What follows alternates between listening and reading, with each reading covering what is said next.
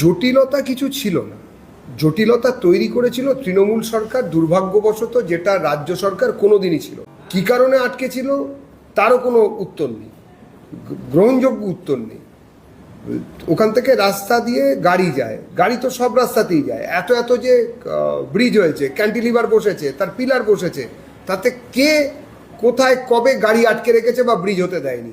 আসলে কেন্দ্রীয় সরকারের কোনো প্রকল্প বা মানুষের উপকার হোক এরম কোনো প্রকল্প চালাতে দেওয়া যাবে না, এই ছিল ওদের মোটো।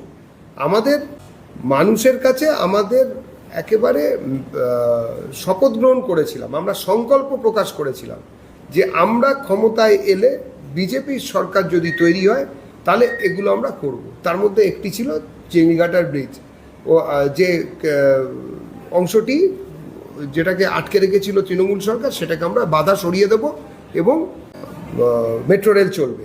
আপনি ভাবুন না, দক্ষিণ থেকে উত্তর অবধি যোগাযোগের একটা ব্যবস্থা। এমনিতেই তো আমাদের হাতে রাস্তার সংখ্যা খুব কম, গাড়ি অনেক বেশি, মানুষ যাতায়াত করতে পারেন না। সাধারণ মানুষের জন্য পরিবহন ব্যবস্থার অবস্থা খুবই খারাপ। সেখানে দাঁড়িয়ে এরকম একটা জিনিস যেটা কিনা মানুষের পক্ষে আশীর্বাদ হতে পারতো, মেট্রো রেল, সেটাকে এতদিন ধরে আটকে রেখে দিয়েছিল। এবার থেকে চলবে, খুব তাড়াতাড়ি হয়ে যাবে এবং খুব শিগগিরই উত্তর থেকে দক্ষিণ মেট্রো চলবে।